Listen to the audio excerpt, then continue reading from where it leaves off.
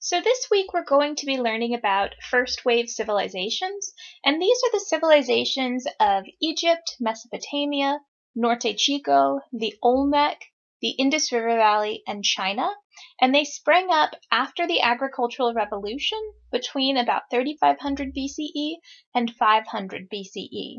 And one of the things that I've noticed recently is that for many of my students who have taken world history in high school fairly recently, many times you skipped right over first wave civilizations and go directly to second wave civilizations, and your course actually begins with learning about Greece and Rome and the classical world.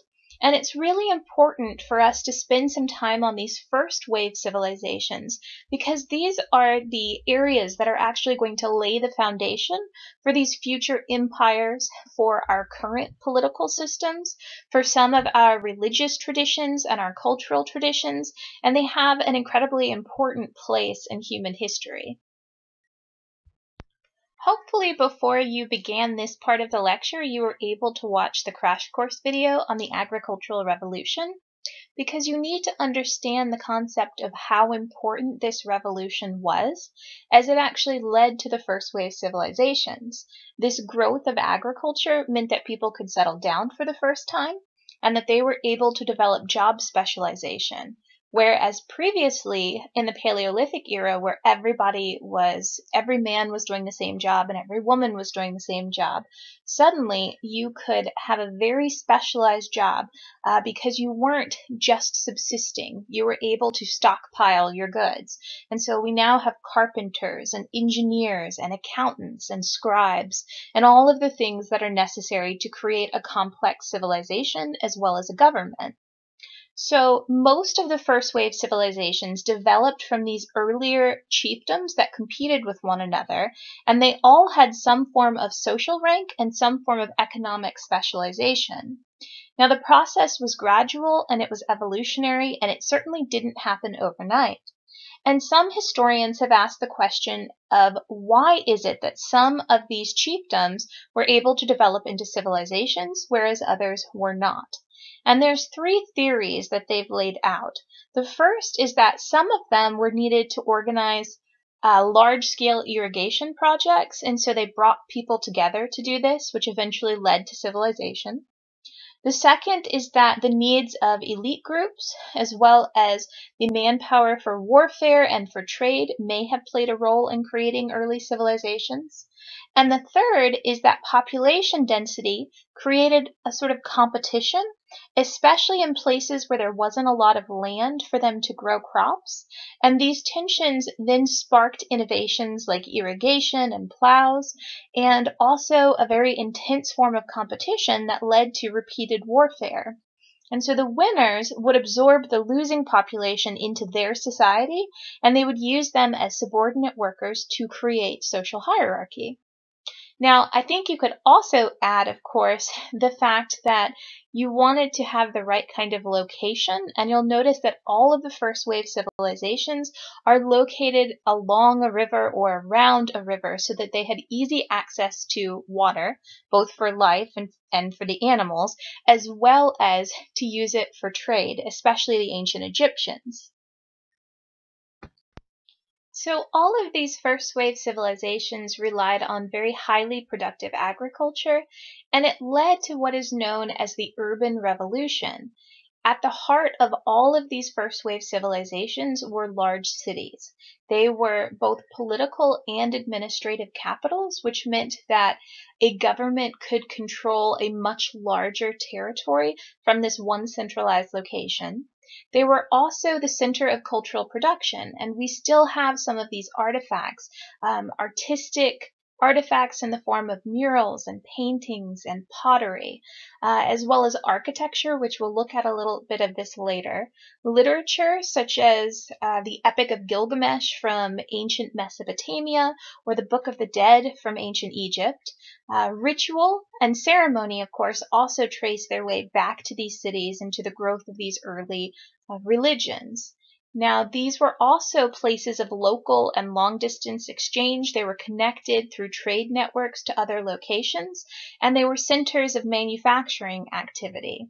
These cities produced new societies, and they were much more specialized, as well as there was a much greater growth of inequality and the growth of social hierarchy, where you have some people who have a lot and some people who have very little. The first wave civilizations all had vast inequalities in wealth, in status, and in power. And these civilizations multiplied and they magnified the inequalities that already existed in the more complex gathering and hunting societies, as well as the agricultural chiefdoms. And these new levels of inequality really represent one of the major turning points in the social history of humankind. The fact that they now were able to have a system of specialization of labor meant that there were many people working outside of agriculture within these urban settings. Suddenly you have scholars and officials and merchants and priests and artisans and craftsmen, and all of these upper echelons will be supported by the productive agriculture of farmers. And so this is going to perpetuate a constant cycle of inequality, of one group having much and another group having little, both in terms of wealth as well as in terms of power. If we look at the social hierarchy pyramid, up at the very top of it would have been the upper class, and these would have been the people who had a much greater amount of wealth as far as the land that they owned as well as the money that they owned. And because of this wealth, they could have avoided physical labor. They didn't necessarily have to get their hands dirty, and they could make money other ways, or they employed people to do the work for them. They took the top positions in the military, the government, as well as religious life, which meant that they really determined the course of these civilizations and of the day-to-day life of anyone beneath them in the pyramid. And they were distinguished by other groups because they wore much nicer clothing of a much nicer variety. In China, for example, the upper class were the only ones who could wear silk. Or in certain areas, they were the only ones who could wear a certain color, like purple. They also had much nicer houses, and they were even buried in a different way from those of the lower class. Beneath them would have been the free commoners, and they would have formed the vast majority of the population, and they would have included artisans of all kinds, lower-level officials, soldiers and police, servants, as well as farmers, who were really the backbone of society. It was their surplus production that would be appropriated to support these upper classes who didn't necessarily do physical labor. And some members of these classes recognized and really resented their situation, which will lead to periodic rebellions throughout world history. Now, at the very bottom of the social hierarchy throughout all of these first wave civilizations were slaves. And slavery and civilization really seem to have emerged together at the same time. Very often, the women were responsible for weaving and working as domestic servants. They would work in the home as maids, for example, or taking care of the household, or perhaps as a cook. But working as a domestic servant certainly had a danger, and that would be sexual abuse on the part of the owner.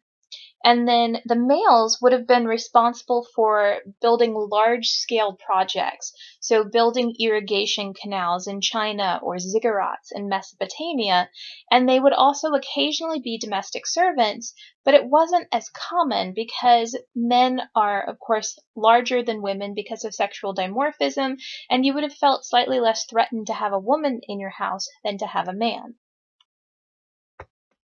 Much of what you've probably learned about slavery at this point in your historical studies is about slavery in the Americas from like the 15th century up through the Civil War.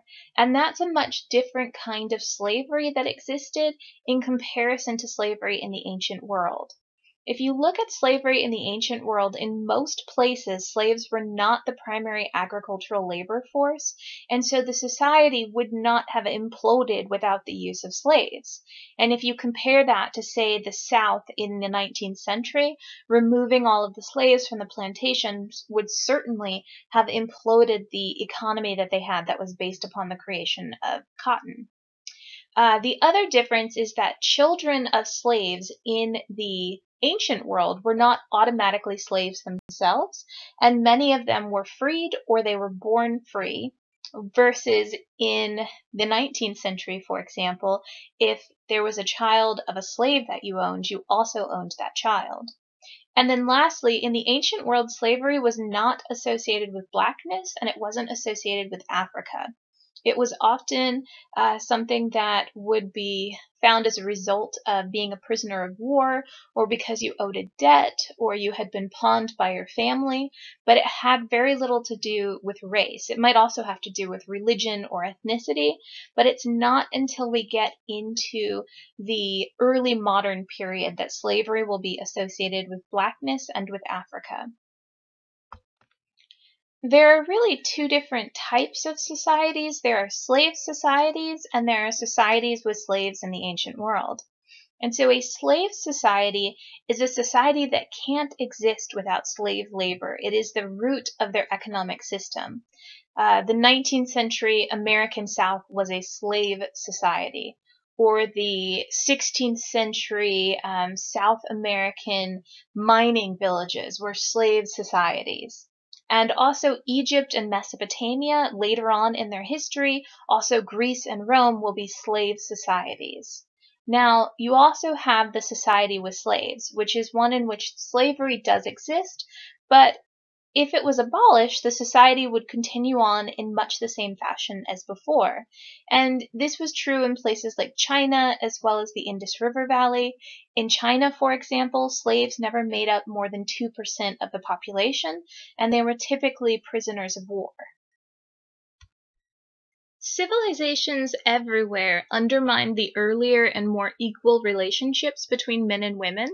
And just for a quick review from our last lecture, those Paleolithic horticulture-based societies really kept egalitarian gender roles, where the women were very involved in the labor and they generated most of the food that the village would have eaten. And they also helped with the spinning and the weaving and pot making, as in pottery, not the actual plant that you'd smoke. And also, the fact that they were so important for the economy and so valued for bringing life into the world meant that women were given a great deal of respect by the first peoples. But by the time these first wave civilizations have emerged, patriarchy has also grown. And at this point, they regarded men as being superior to women, and they regarded their sons as being preferable to daughters. So in these societies, men had legal and property rights, and many women did not have these rights. And so they developed what's called the doctrine of separate spheres, which you may have heard in American history because we lived with the doctrine of separate spheres all the way through the 1950s and part of the 1960s. And this is the idea that for women, they should be associated with the private or the home sphere. They're responsible for taking care of the children, for giving birth, for cooking and cleaning, and making a household that their husband would want to return to. And then the men are in the public sphere. They are a part of the public life. They're rulers, they're warriors and scholars, they're the head of the household, and they are the one who earns the wages and also who controls the wages. Frequently, men could and they did marry more than one woman in these first wave civilizations, and they claimed the right to regulate social as well as the sexual lives of their wives and their daughters, their mothers, their widows, and even their sisters. And because they viewed women as potentially disruptive, they believed that these women needed the protection as well as the control of men to live a healthy and secure life. Historians have spent some time theorizing about why patriarchy emerged during the first wave civilizations. And their first theory is that during this time period, we have the growth of more intensive agriculture that required animal-drawn plows as well as large dairy herds.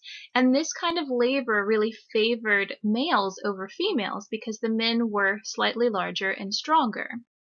In addition, we know that for the horticulture societies, women who lived within them maintained a great deal of their power, just like they had in the previous years. So while that would certainly back up the idea that it must have had something to do with plow-based agriculture. If you look at places like Mesoamerica and the Andes, we know that these places didn't have plow-based agriculture, and yet they did have patriarchy. So it can't completely answer the why of how patriarchy actually emerged. So the second theory that we have is based around job specialization. Men, through all of human history up to this point, were viewed as less important in the household. Women were the ones who were responsible for giving birth, for taking care of the food, for animal husbandry. And so men at this point may have been more available to assume those powerful and prestigious specialist roles that would have opened up with the urban revolution and the creation of job specialization. And so naturally, I think it's natural to human nature, men use this new authority to shape the values and the practices of their society in ways that really benefited them at the expense of women. And I don't think it would be a stretch to assume that if women had been put in this position, they too would have made rules and systems that benefited themselves. So it's also at this time period that women begin to be associated with nature because of their role in reproduction, and this may also have played a role in this concept of job specialization. The third theory is that warfare may have contributed to the growth of patriarchy because there's, for the first time, this large-scale military conflict, and it was a feature in all of the first wave civilizations, and for the most part, military service was restricted to men. And then our last theory has to do with private property and commerce. And there was this need to restrict female sexual activities because they wanted to ensure that the father was passing his land and his wealth and inheritance off to his own offspring. And at this point, the exchange of female slaves, concubines, and wives became part of male commerce in an attempt to ensure that inheritance was being done correctly. By the time we get to the second millennia before the Common Era, Mesopotamia and many of these first wave civilizations had written laws that codified patriarchal family life, and they offered women this sort of paternalistic protection and insisted that they be fully submissive to men. And central to these laws was the idea of regulating female sexuality. And so I've got two examples of this. The first would be that in ancient Mesopotamia, if a wife was found to be sleeping with another man, her husband had the right to drown both her and the man that she was sleeping with. And in fact, if he wanted to rescue her or stay the execution, not only did he have to rescue her, but he had to rescue her male partner as well, which would have been very difficult, one would think, for the husband. Now, on the other hand, if a husband were to have an adulterous relationship, that was permitted, especially with female servants. It wasn't permitted with another man's wife, but he would not have been executed for it. And a second example of this would be that rape in this time period was tried in civil court, and in fact throughout a good chunk of American history, all the way through the Victorian era and into the 20th century, rape was also tried in civil courts. And the reason for this is because women were viewed as property of men, and the party that had been offended by the rape was the husband or the father, because their property had been damaged and they would have hoped to receive some kind of monetary recompense for this damage. So in ancient Mesopotamia, for example, women were divided into two categories. You had respectable women who lived under the protection and control of one man, and they had to be veiled whenever they went outside, and so that meant it was mostly upper-class women who could afford such a thing. And then non-respectable women were the other category. These were people like slaves and prostitutes who were forbidden to wear veils, and they were punished if they did. I think it's really important to note that the institution of patriarchy is not a one-size-fits-all kind of social hierarchical system, and that it was practiced differently in each one of the first wave civilizations. And the best way to really exemplify this is to compare Mesopotamia and the gender roles there to those in ancient Egypt. And so we know that by the second millennia before the Common Era, Mesopotamia had written laws that codified patriarchal family life, and Hammurabi's Code is the best example of this. These laws also offered women a sort of paternalistic protection, and they insisted that women be fully submissive to men. Now, central to these laws was the concept of regulating female sexuality, and we see this really in two ways. The first is through the way that female adulterers were treated in comparison to male adulterers. If a husband were to catch his wife having an affair with another man, he had the opportunity to put her to death. He could actually drown her. He also, if he drowned her, would have to drown her lover. And if he wanted to save her and decided to change his mind, he would have to not only save his wife, but also her male partner, which certainly would have been difficult for the men. But if you look at the opposite side of this, if a woman caught her husband having an affair, she certainly would not have had the ability to execute him. And in fact, it really wasn't frowned upon for the husband to have an affair with a female servant. The only issue they might have had is if the husband had some kind of relationship with another married woman who was a part of respectable society. And then the second example of the way that these legal systems regulated female sexuality is the way that they treated their rape cases. And rape was tried in civil court. And the reason for this is because women were considered to be the property of men. And that if a woman were sexually assaulted or raped, then the person who should seek recompense was her husband or her father, because it was their property that had been damaged. And this might seem strange, but this also existed in American history well into the 20th century. So in ancient Mesopotamia, women were divided into two categories.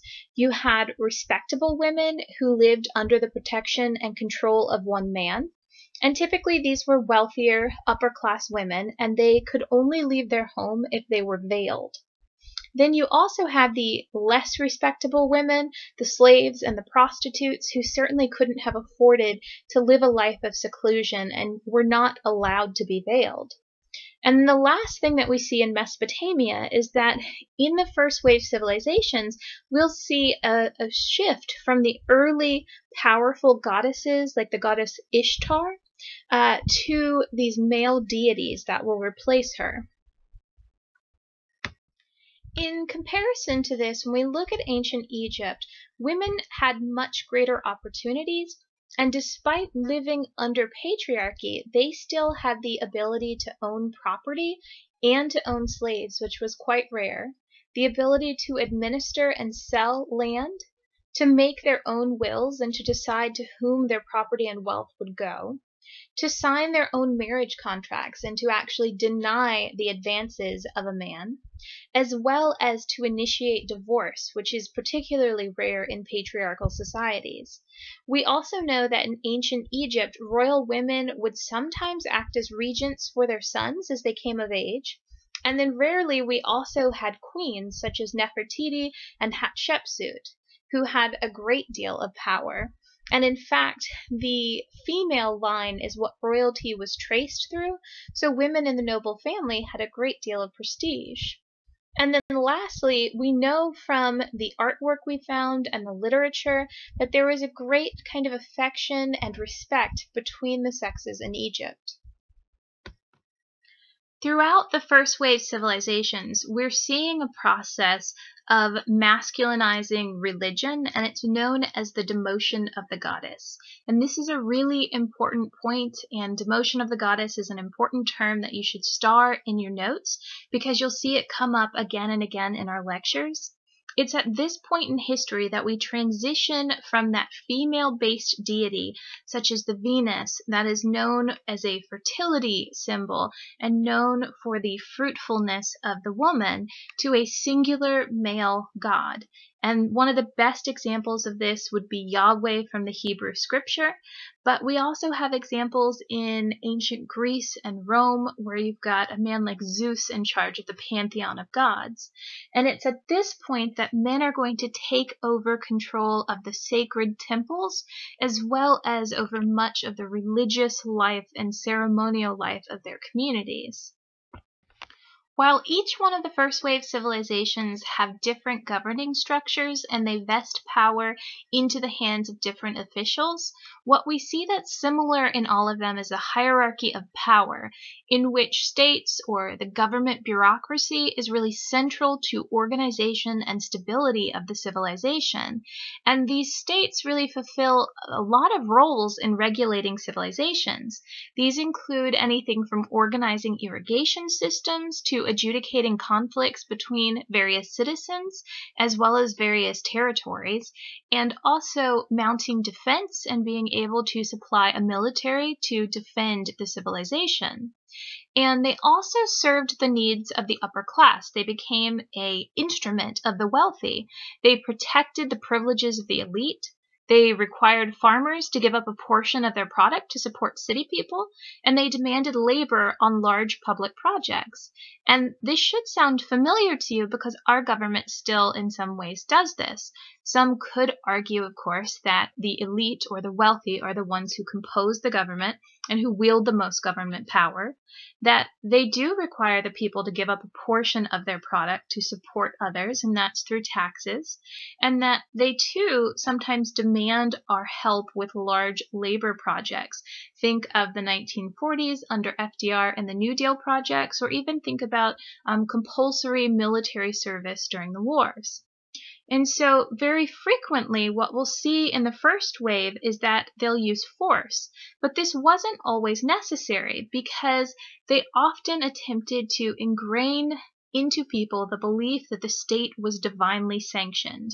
And they used religious ideas to justify the idea that state authority and class and gender inequalities were all normal and natural and ordained by the gods. And the best example of this is the concept of divine right and the mandate of heaven. If you remember back to learning about the kings and queens of Europe and Asia in the Middle Ages and in the early modern period, they believed that the kings had been chosen by God himself, and that they were at the very top of the great chain of being, that they were God's representative to the world, and that their power was unquestionable, and that's known as divine right. In a place like ancient China, the mandate of heaven held that the emperor had been chosen by their supreme sky god Shangdi, and that were he to be overthrown and a new dynasty to be started, that God must no longer have favored him. But it lent a form of legitimacy to the state, which oftentimes caused the people to obey. I think at this point it's a good idea to stop and do a little bit of critical thinking, because one of the most important reasons we should learn history is to really understand our modern world and how to better our modern world. And so what I want you to think about at this point is whether or not you believe it is normal and natural to have a society with wealthy people and poor people. Or to put it another way, is it normal to have a society in which, say, 99% of the wealth is concentrated in the hands of 1% of the people? And oftentimes it's difficult to imagine a different kind of society, but we've only had a capitalist kind of economy for the last 150 years, which is just a blink in, the time span of world history. So can you think of what you've learned thus far, a time period in which we didn't live under capitalism, or in which we didn't live under a system of wealth hierarchy? And what is the impact today of having a society with wealthy people and poor people? Could or should the world be run differently? Is it too idealistic to hope for it? Would you distribute the wealth of the world differently if you were given the opportunity? And what about the power of the world? who would you give that to and how would you distribute that? There's not really a wrong answer per se. I just want you to be thinking about these really tough questions. We also see the advent of writing amongst all of the first wave civilizations, with the exception of the Andes Mountain civilization, although we'll look at a sort of proto-writing formula that developed there as well. And writing really sustained the first civilizations because it was used by the elite in order to convey their prestige and in order to show their place within society. If you were able to write, that meant that you likely had wealth in order to afford a tutor and to learn how to write and to read. It also allowed some commoners to join the elite through literacy, so in some ways it could be used as an equalizer. It provided a means for propaganda that was often used by the state. It provided a means to keep accurate accounts, which was incredibly important with their growing bureaucracy, as well as to keep complex calendars. And it gave weight to regulations and laws because when you could write it down, it could be accessed by everyone in your civilization, and you could ensure that it was a uniform and standard process. But writing wasn't just used for state functions. It was also used to create literature and philosophy, astronomy and mathematics and history. And so in many ways it was used by people to both record their own lives and to better understand their place within the world. In order to do this, they often attempted to compile all of the writings that they could find in the various ideas that were out there. And the best example of this will be in the classical era with the classical philosophers like Plato and Aristotle and Socrates. And so in the end, writing could actually sometimes be a real threat to state authority because at this point, people could put into words their objections to the state, and others might be a rallying point for other people who were discontent. The first type of writing system that we have pictured here is from ancient Mesopotamia, and it's known as cuneiform.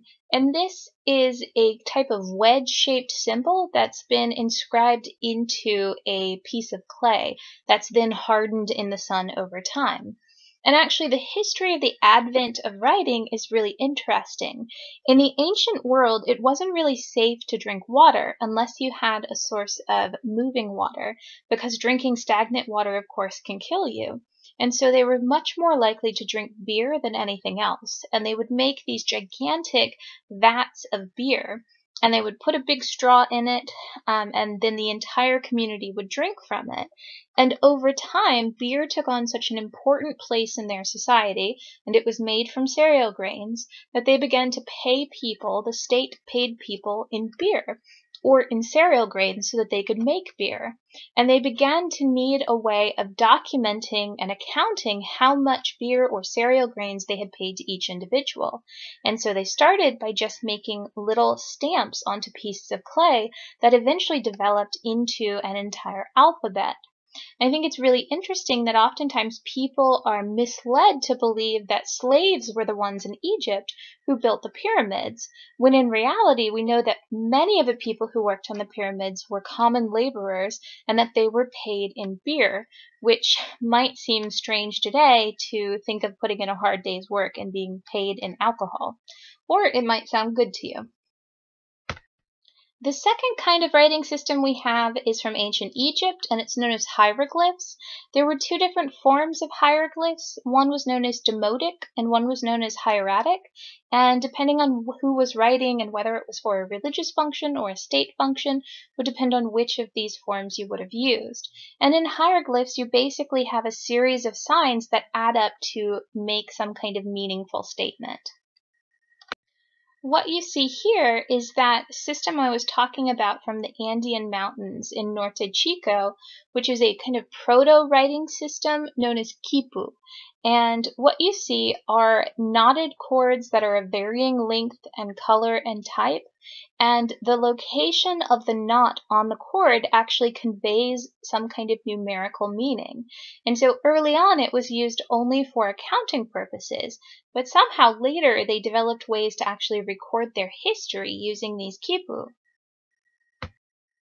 What you see here is a depiction of an oracle bone script, which would have been from ancient China, and they basically have taken a piece of bone and they've inscribed pictographs onto it, and each of these pictographs has its own phonetic meaning. And when you put them all together, you come up with various phrases. These are taken from a seal that was found in ancient India in the Indus River Valley, and they're representative of the pictographic symbols that would have been used by the ancient Indus Valley people, and they had 400 of these different pictographic symbols that could have been put together in order to create various phrases. The last language that you see here you might be a little bit familiar with, because if you've ever been into a Mexican restaurant in the United States, you'll sometimes see these large discs up on the wall tracing their heritage back to the Olmec. And these discs have signs that represent sounds or syllables. And so all around the outside of the disc, you'll see these little signs or syllables that create the entirety of the writing. And you also see some of the ancient calendars are on these discs. The last important similarity in all of the first wave civilizations is the invention of complex architecture, which we especially see in the cities. And what you see here is some of the architecture in Mesopotamia. On the upper left-hand side, you see the hanging garden of King Nebuchadnezzar that he created for his wife. And while we don't know exactly what it looked like, this is what we envision, and it was one of the ancient 7 wonders of the world. On the right-hand side, in the upper right-hand side, you see a ziggurat, which was a stepped temple that would have been used by religious officials and priests. On the bottom left-hand side, you see an artist's depiction of ancient Sumer, and so this is what they believe the city looked like. And then on the bottom right-hand side, you also see a depiction of what housing was like in ancient Sumeria, where people would have essentially built up, and then rather than having roads that connected everything, they would simply traverse from rooftop to get to the city center where the ziggurat would have been located.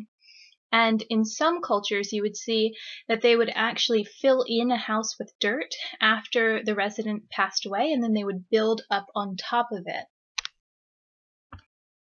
Of all of the first wave civilizations, Egypt is probably the one that's best known for its architecture, and much of it you can actually still visit today. In the upper left-hand corner, you see the Great Sphinx, which was built in just 23 years, as compared to the Cathedral of Notre Dame, which took a little bit over 200 years. So that's some pretty amazing architecture, and you'll learn a bit more later on about pyramids and how they work. In the upper right-hand corner, you see the Valley of the Kings, which is where the nobles would have been buried in the Middle and High Kingdom period. In the bottom left-hand corner, you see the tomb of Ramesses II, and in the bottom right-hand corner, you see the Colossi of Memnon. The most notable and largest city in Norte Chico, which was in the Andean Mountains, is called Corral Supe, or Corral, and you actually see a picture of it from an aerial view in the top left-hand side. And that large round circle as part of the picture is the same as what you see on the right-hand side at the top. And it was actually used as an amphitheater as well as a place for meetings. And you see that there's essentially a ring of fire going around it that lit it up and allowed it to be used in the nighttime. You also see in the bottom left-hand corner a form of a pyramid. And what you'll have noticed is that so far, Mesopotamia had a type of pyramid in the ziggurat. Egypt has its own form of pyramids, probably the most distinct pyramids. Norte Chico has a sort of hilled pyramid, and each one of the various civilizations is going to have some form of a pyramid. And then lastly, you see on the bottom right-hand corner a depiction of Machu Picchu, which is not technically from the ancient Norte Chico, but it is from the Inca, which will originally derive a lot of their traditions from Norte Chico. What you see here are pictures of the remains of the twin cities of Harappa and Mohenjo-Daro, which are located in the ancient Indus River Valley. And in the bottom left-hand side, the giant line that you can see throughout the city was actually a line that would have been used for public sanitation to remove water and waste from the city. And you can see in the bottom right-hand picture, it's actually a picture of an ancient bathroom. And in the ancient Indus River Valley, they had flushing toilets and running water and plumbing. So they were incredibly advanced for the time period. Here you see in the bottom left-hand corner the Great Wall of China, which is the iconic piece of architecture that China is probably most known for, created at the very beginning of the classical era by Emperor Chen Shi in order to keep the Mongols or the northern nomads out of his territory. You also see in the top right-hand corner a picture of what a feudal village would have looked like in ancient China. In the bottom right-hand corner, you see some of the kind of angular architecture and the various colors that are going to make Chinese architecture unique and different compared to these other countries or civilizations. And then lastly, in the upper left-hand corner, you see the form of ancient Chinese pyramids, which look different than any that we've seen up to this point. And I'll go ahead and note while I'm doing this particular lecture that as we move forward into the various civilizations, my pronunciation of words from China and Japan and Korea and Vietnam are basic approximations because I certainly do not speak many of the languages that would be needed to pronounce these names 100% correctly, but I will do my very best. So our last civilization is the Olmec, and the pictures that you're seeing here come from a very important Olmec city that was known as Teotihuacan, and it is located in the same place as present-day Mexico City. And what you see in all of these pictures is a 2.5 kilometer long Avenue of the Dead, and then along both sides of the avenue you see these apartment homes that would have fit all 125,000 people who lived in the city. And then you see in the center the Great Pyramid, as well as a smaller minor pyramid. And these were stepped pyramids that looked a little bit like those of ancient Mesopotamia.